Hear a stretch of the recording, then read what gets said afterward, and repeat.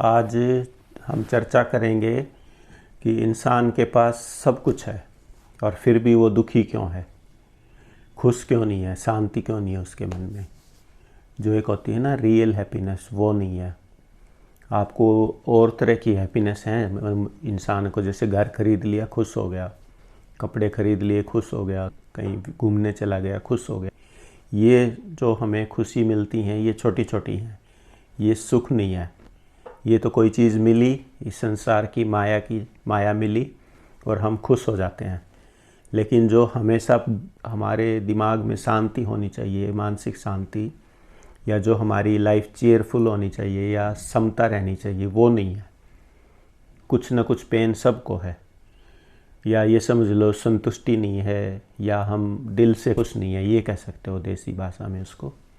तो ये आज इस पे बात करेंगे कि ज्ञान से ये कैसे हमें मिल सकता है, क्या ज़रूरत है। हम डॉक्टर हैं, इंजीनियर हैं, बिजनेसमैन हैं, या कोई और प्रोफेशन में है, कोई और काम करते हैं, फिर ज्ञान की क्या ज़रूरत है, गुरु के पास क्या ज़रूरत है जाने की, या किसी ज्ञानी के पास जाने की क्या ज़रूरत है।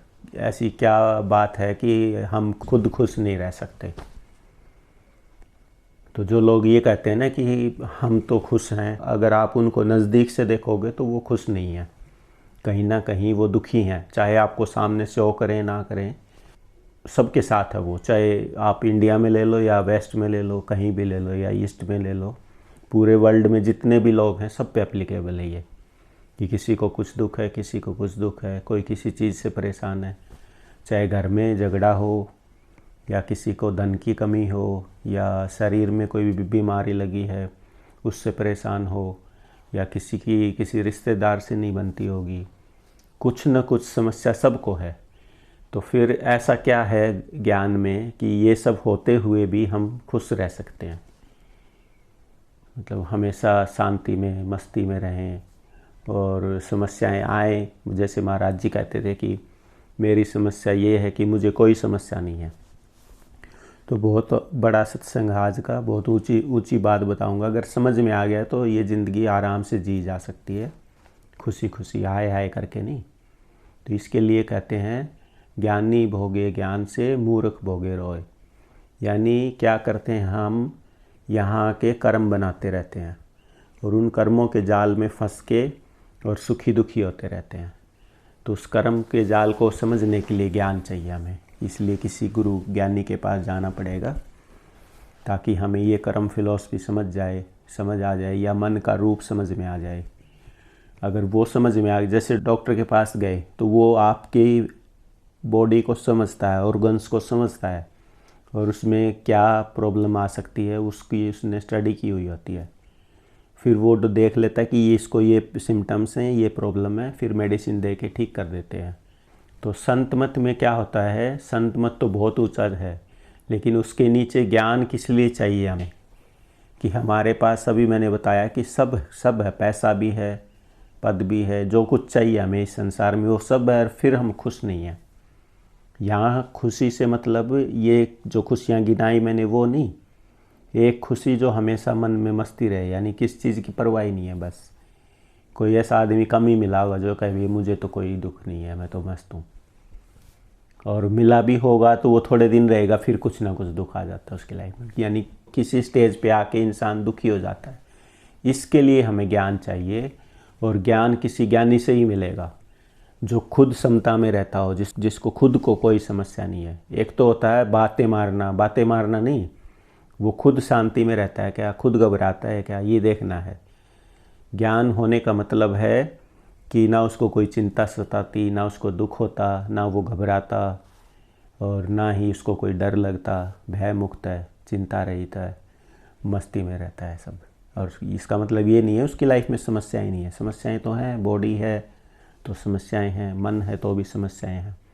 फिर ऐसा क्या है कि वो इन सब चीज़ों के होते हुए, हमारी तरह इंसान होते हुए, वो ज्ञानी खुश क्यों है, ऐसा क्या मंत्र है, ऐसा क्या जादू है उसके पास। तो ये ज्ञान है उसके पास। ज्ञान से हम इस जीवन को सुखी रह के अच्छी तरह आनंदपूर्वक बिता सकते हैं।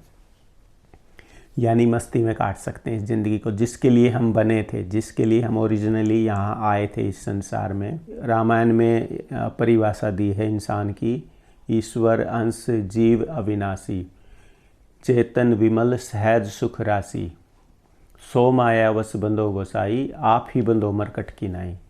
यानी इसको सिंपल भाषा में कहें तो क्या है कि हम ईश्वर के अंश हैं, उस परमात्मा की छोटी सी एक पार्ट हैं, और विमल है, चेतन है, सहज सुख राशि है। विमल मतलब पवित्र हैं, हमारे अंदर चेतना है, और सहज में ही खुशी रहने वाला हमारा स्वभाव है। हमारा जो नेचर है वो हमेशा मस्ती में, खुशी में रहने वाला है। लेकिन ऐसा तो नहीं है। हम अपने आसपास देखते हैं, अपने अंदर ही झांक के देख लो, ऐसा तो नहीं है कि हम अपनी फैमिली में या समाज में या अपने काम में, वर्क प्लेस पे खुश हैं, ऐसा तो नहीं है। तो क्या प्रॉब्लम है? प्रॉब्लम ये है कि सो माया वश बंद हो गोसाई, इस माया में आके फंस गए, माया को पकड़े बैठे हैं। सो माया वश बंद हो गोसाई, आप ही बंधो मरकट की नाई। तो इस माया ने नहीं बांधा हुआ है, हम बंधे हुए हैं। तो इस माया के बंधन से निकलने के लिए या कर्मों के जाल से निकलने के लिए हमें किसी गुरु की शरण में जाना पड़ेगा। तो आजकल गुरु के नाम से चिढ़ते हैं बुरी तरह लोग। गुरु का नाम हो गया ठग, पैसे ठगने वाला।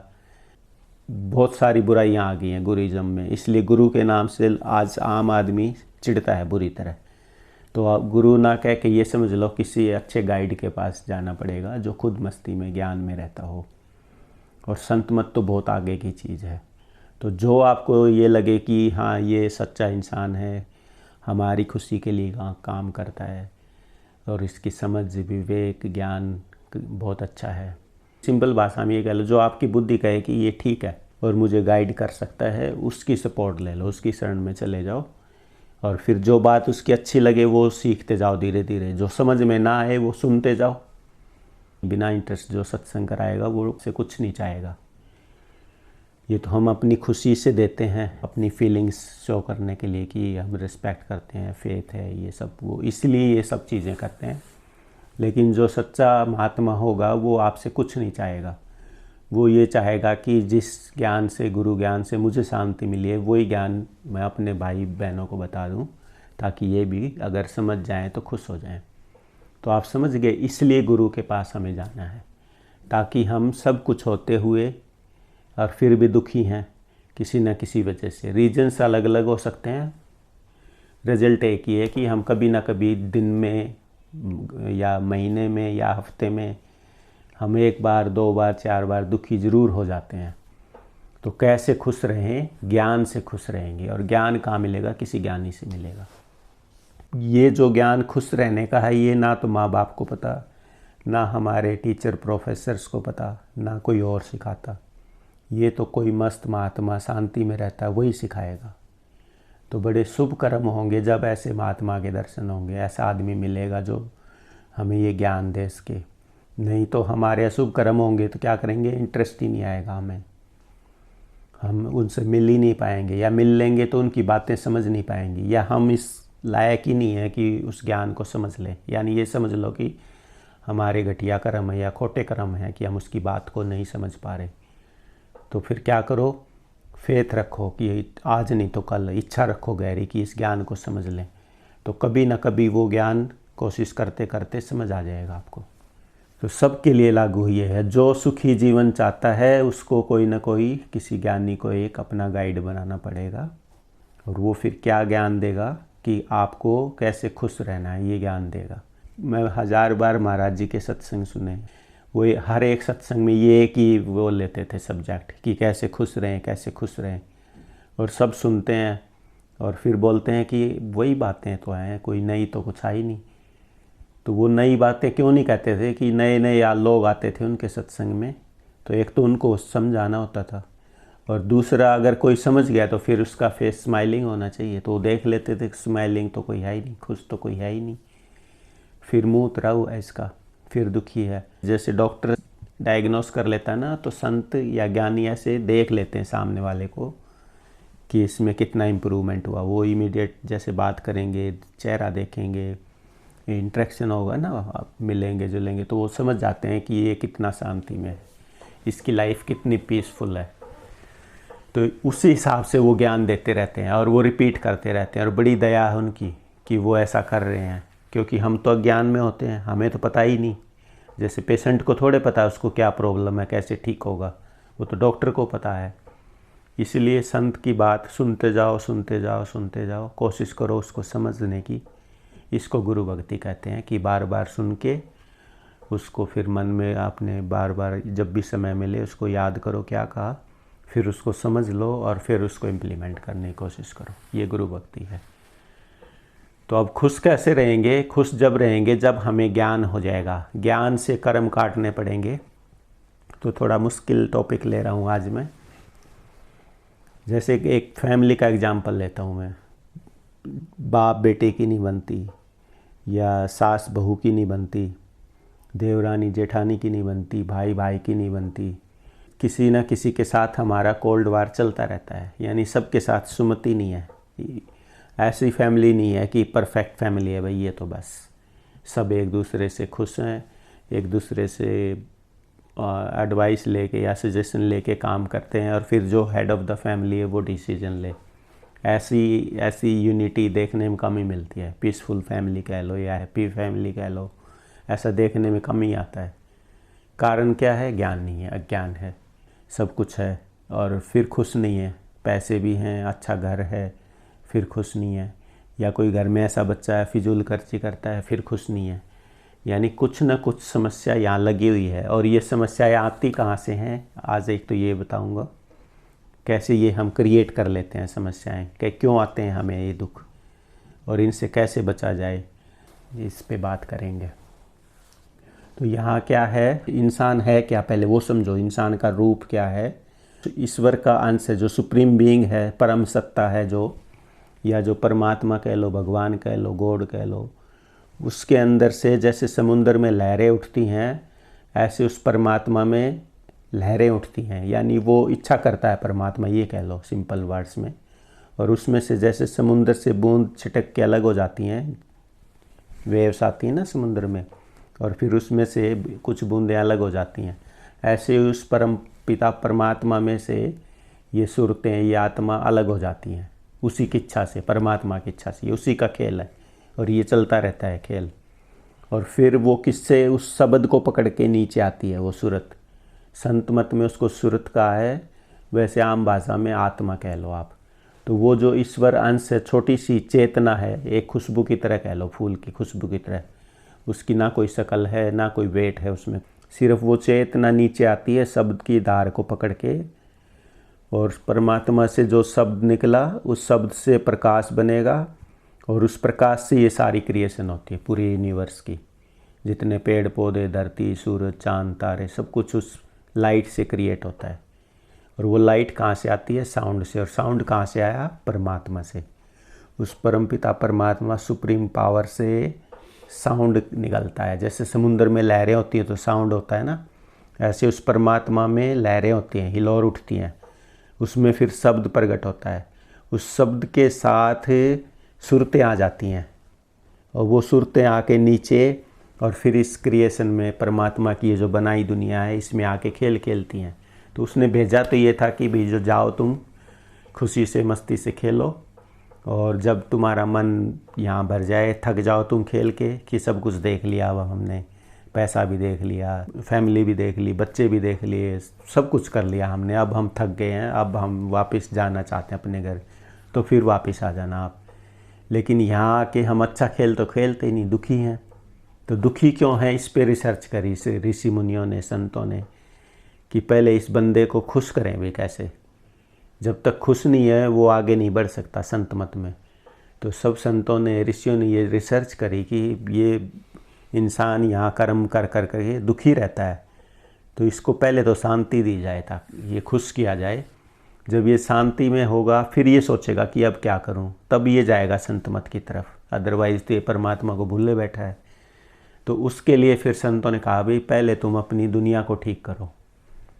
उस दुनिया को ठीक करने में सब कुछ आ जाता है। आपके पास अच्छा घर हो, हमारी 3 बेसिक ज़रूरतें हैं ना, रोटी, कपड़ा और मकान। तो पहले आप दुनिया को ठीक करो, लोक सुखी परलोक सुहेला होगा। तब तो लोग सुखी करने में क्या है, रोटी खाने को अच्छा आपके पास सब कुछ हो, कपड़ा पहनने को अच्छे कपड़े हों, और मकान रहने को घर हो। तो इसके लिए काम करना पड़ेगा, मेहनत करनी पड़ेगी, दिमाग लगाना पड़ेगा, कोई एजुकेशन लेनी पड़ेगी या कोई काम सीखना पड़ेगा। और फिर कर्म योग से पूरा ध्यान अपने काम में ही लगाया हुआ है, और फिर आप काम करोगे तो आपको इमीडिएट आइडियाज़ आएंगे, क्या करूँ क्या करूँ। अब ये मैं बता रहा हूँ कि दुनिया को ठीक कैसे करें।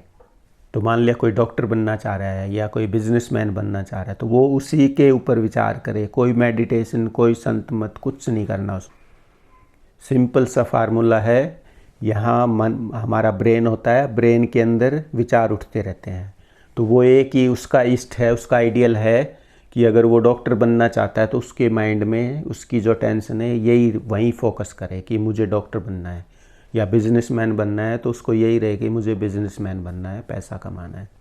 जब इसी बात पे सोचेगा, इसी लाइन में सोचेगा, तो उसका सोचते सोचते ये उसका ऑब्जेक्टिव क्या हो गया, अब बिजनेसमैन बन के धन कमाना है या डॉक्टर बन के ये करना है। तो वो जो चाहता है उसको सामने रखे कि मुझे ये करना है, उसको सोचते सोचते सोचते सोचते उसकी जो अटेंशन है वो कंसंट्रेट हो जाएगी, यानी माइंड फोकस्ड हो जाएगा। और ऐसा इंसान जो भी चाहेगा वो उसको मिल जाएगा। ये शक्ति उसके इंसान के अंदर ही है। क्यों है? क्योंकि वो परमात्मा का अंश है। अब वो जो सोचेगा उसको वही मिल जाएगा। अब मिलता क्यों नहीं? अब कई कहते हैं हमें तो नहीं मिलता जी, आपने बता दिया इतना आसान है, फिर हमें तो नहीं मिलता। तो उसके पीछे कारण है, एक तो उसके पिछले जन्मों के कर्म, अगर उसके भाग्य में नहीं है तो नहीं मिलेगा उसको। लेकिन अब चाहे तो वो पिछले कर्मों को तो भोगेगा, नए कर्म बना ले।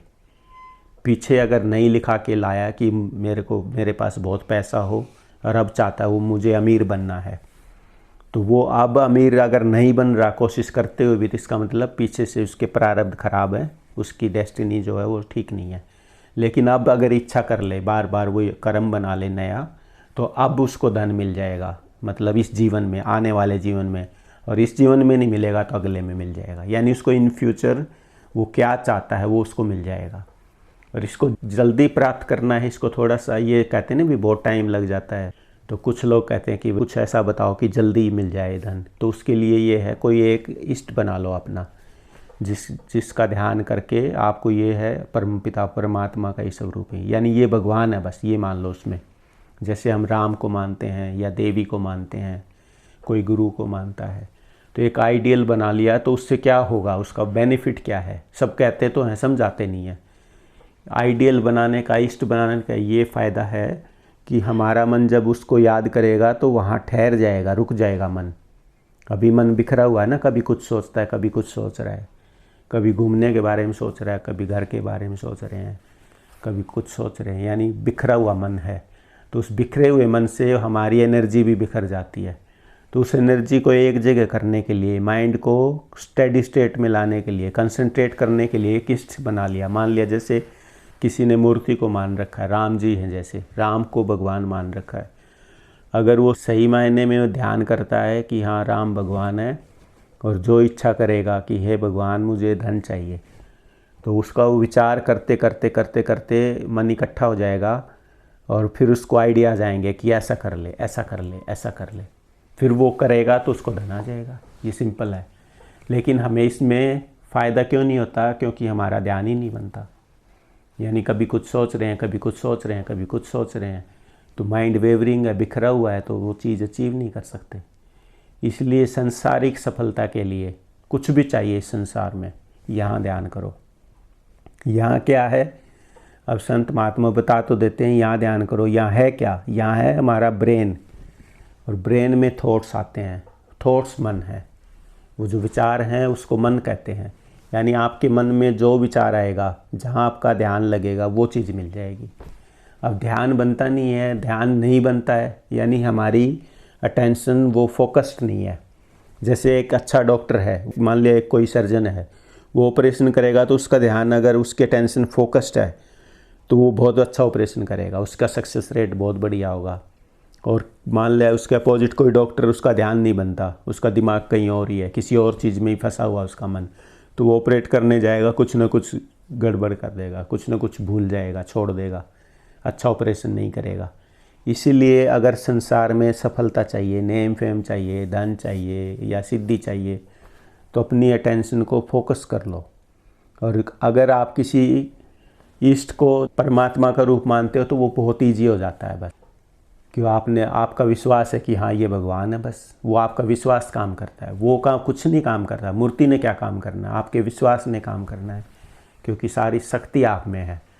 तो अब मैं ये बता रहा हूँ कि दुनिया को ठीक कैसे करें। यानी कई तो सत्संग में आते हैं, जी हमें कोई मतलब नहीं है संत मत से, हमें तो धन चाहिए, हमें नेम फेम चाहिए, हमें तो ये चाहिए, यानी संसारिक चीज़ें मांगते हैं। उसका तरीका बता रहा हूँ कि कैसे करें। तो उसके लिए क्या है, एक अपना ऑब्जेक्टिव बना लो। जैसे मेरा ऑब्जेक्टिव था कि मुझे इंजीनियर बनना है, तो बस यही सोचा इंजीनियर बनना है, कैसे बनना है, कैसे बनना है। फिर दिन रात यही कि कैसे टॉप करना है, कैसे टॉप करना है, यानी कुछ और नहीं दिमाग में, सिर्फ यही करते करते इंजीनियर बन गया। आप जैसे डॉक्टर बन गए, लोग और कुछ बन जाते हैं। उनमें भी कैटेगरी होती हैं अलग अलग, कि ये बहुत रिनाउंड, बहुत नेम डॉक्टर है, ये बहुत अच्छा इंजीनियर है, ये बहुत अच्छा बिजनेसमैन है।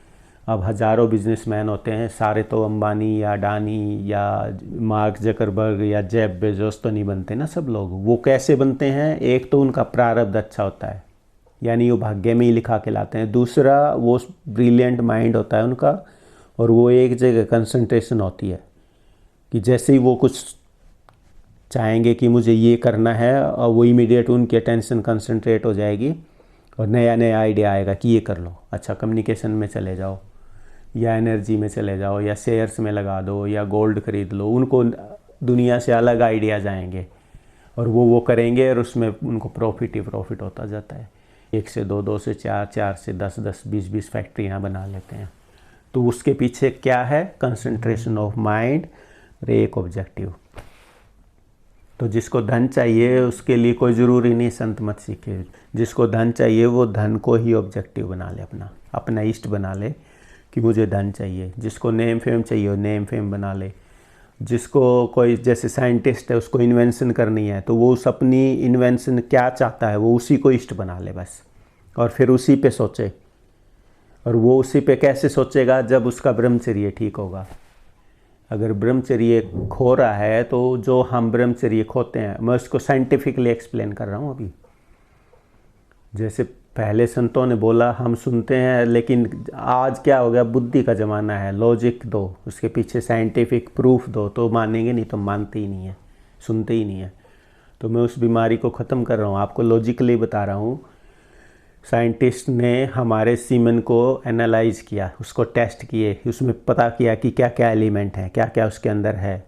तो उसमें वो पूरी रिसर्च करके फिर जैसे ब्लड में क्या क्या है वो बता दिया, प्लाज्मा क्या है वो बता दिया, बोन क्या है, सब कुछ बता दिया, बॉडी का एक एक पार्ट। ऐसे ही सीमन का भी बता दिया कि सीमन में ये निकलता है एक बार के डिस्चार्ज में। उसके अंदर इतने सारे एलिमेंट्स, ज़रूरी एलिमेंट्स निकल जाते हैं कि जो हमारे बॉडी के ऑर्गन्स को वो ठीक से फंक्शन करने के लिए वो बहुत ज़रूरी हैं। जैसे जिंक निकलता है, एक पार्ट है सीमन का, जिंक निकल जाता है, फ्रक्टोज निकल जाता है, और बहुत सारे जो एलिमेंट हैं जो ब्रेन को फंक्शन करने के लिए चाहिए। और वो सारी चीज़ें मिलके पूरे हमारे सिस्टम को चलाते हैं। जैसे डाइजेस्टिव सिस्टम है, ब्रेन है, हार्ट है और नर्वस सिस्टम है। उन सब को चलाने के लिए वो एलिमेंट्स चाहिए, और हम उसको क्या करते हैं, उस थोड़ी देर के स्वाद के लिए उसको खो देते हैं, उस एनर्जी को खो देते हैं। फिर क्या होता है, एक टाइम तक, एक सर्टेन एज तक तो हम वो बनता रहता है बॉडी में नेचुरली, हमें पता नहीं लगता, हम सोचते हैं कि नहीं ये तो नॉर्मल है। और फिर कुछ टाइम के बाद अराउंड 35 के आसपास से हमें फील होने लगता है कि हमारी एनर्जी कम हो रही है, हमारी जो वर्किंग आवर्स, जो कंसंट्रेशन है वो कम हो रहा है, या हमारी जो हमारा स्टैमिना है वो कम हो रहा है, हमें फील होने लगता है। और जो ज़्यादा भोगता है उसको जल्दी फील होगा, और जो थोड़ा सा कंट्रोल्ड है उसको थोड़ा सा लेट होगा। डाइट पे डिपेंड करता है, अगर डाइट ठीक है तो उसको थोड़ा सा ठीक रहेगा। जिसकी डाइट भी ख़राब है और वर्कलोड ज़्यादा है और ज़्यादा सेक्सुअली एक्टिव है, उसको जल्दी ये सिम्टम्स आने शुरू हो जाएंगी। जिसकी डाइट अच्छी है, आराम करता है और थोड़ा कंट्रोल है, वो लंबे टाइम तक खींच देगा, लेकिन सिम्टम्स आएंगे ज़रूर। क्यों? क्योंकि साइंस ने प्रूव कर दिया कि हमारे बॉडी के अंदर बायोकेमिस्ट्री है जो, उसमें हार्मोन्स चाहिए या सर्टेन कुछ केमिकल्स चाहिए या जो भी आप कहते हो डॉक्टर की भाषा में, वो चाहिए। तो वो क्या होगा, वो ब्रेन थोथा हो जाएगा। ब्रेन थोथा होने का मतलब ये नहीं है कि ब्रेन के अंदर सीमन है, नहीं, सीमन तो वहीं है जहाँ बनता है, जहाँ रिप्रोडक्टिव सिस्टम में है। लेकिन जब हम सीमन डिस्चार्ज करते हैं तो उसकी जगह लेने के लिए नया आएगा। वो नया कहाँ से आएगा, उसी ब्लड में से तो आएगा ना, बॉडी में से। तो वो क्या होता है, धीरे धीरे ब्लड में से वो एलिमेंट्स कम होने लगते हैं।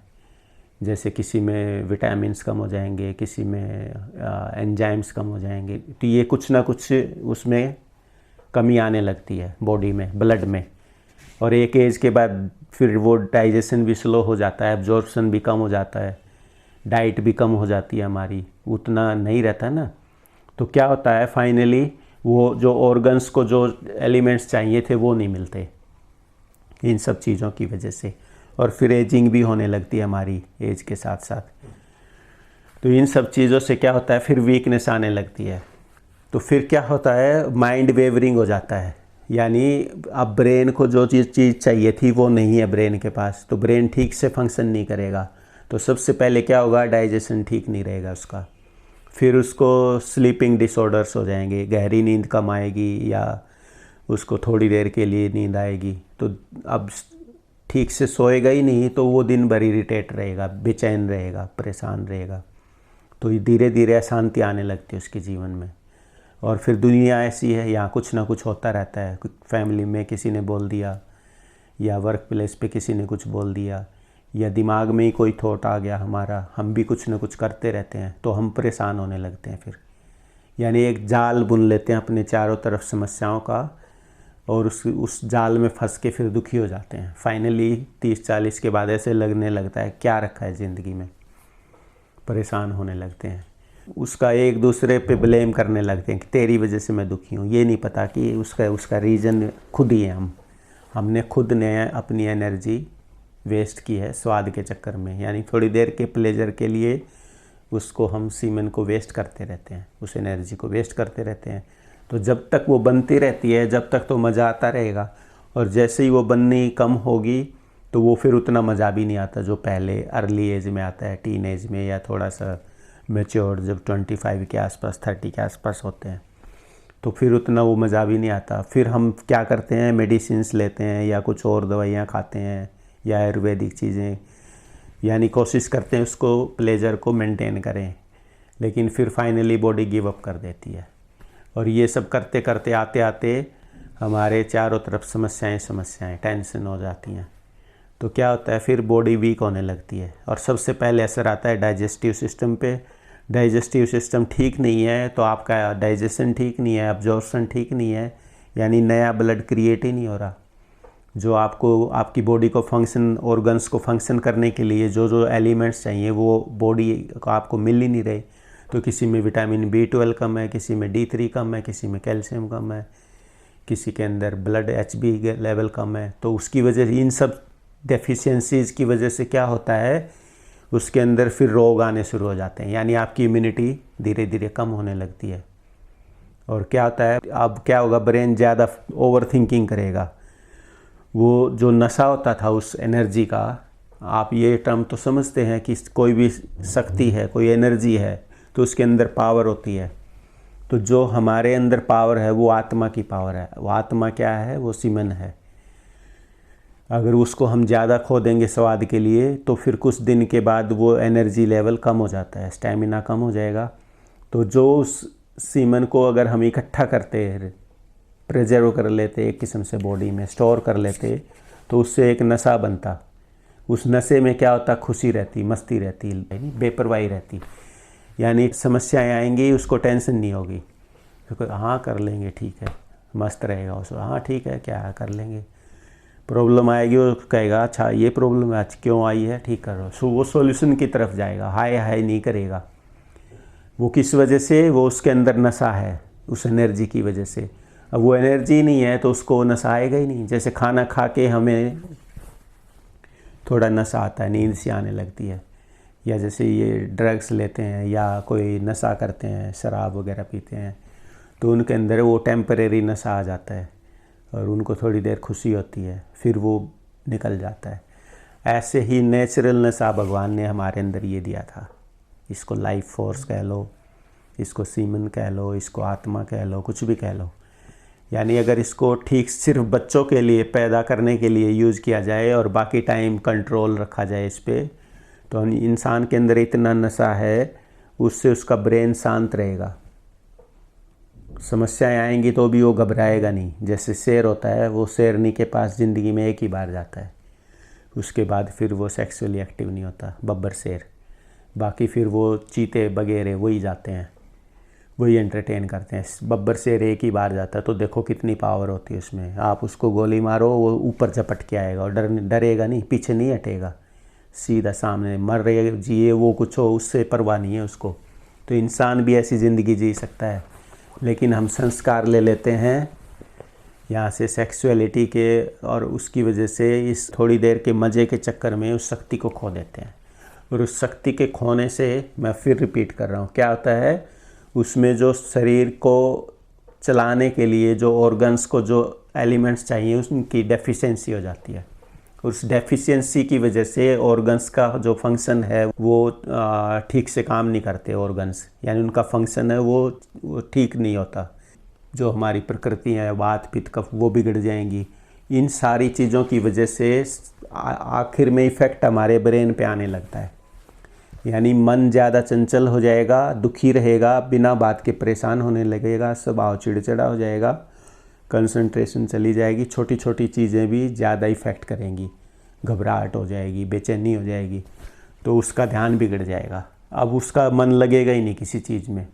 यानी या तो इनिशिएटर नहीं होगा, वो सोचेगा चल कल कर लेंगे, देख बाद में कर लेंगे, यानी वो चीज़ों को डिले करने लग जाएगा और फिर घबराने लग जाएगा, डर आने लग जाएगा और एंग्जाइटी हो जाएगी।